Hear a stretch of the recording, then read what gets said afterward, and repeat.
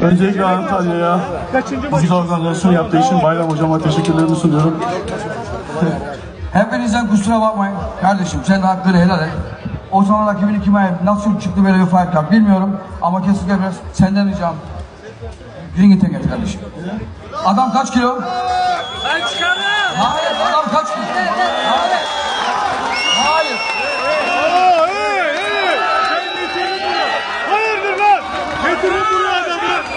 Sen kendini sıkın. Adamı niye getiriyorsun?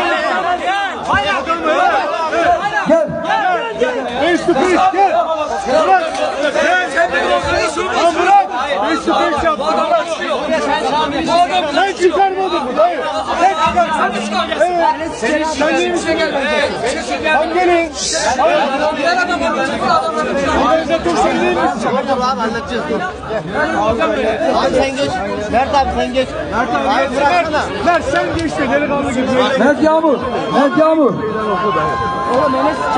Mert Yağmur gelir misin kardeşim? Tamam bırak.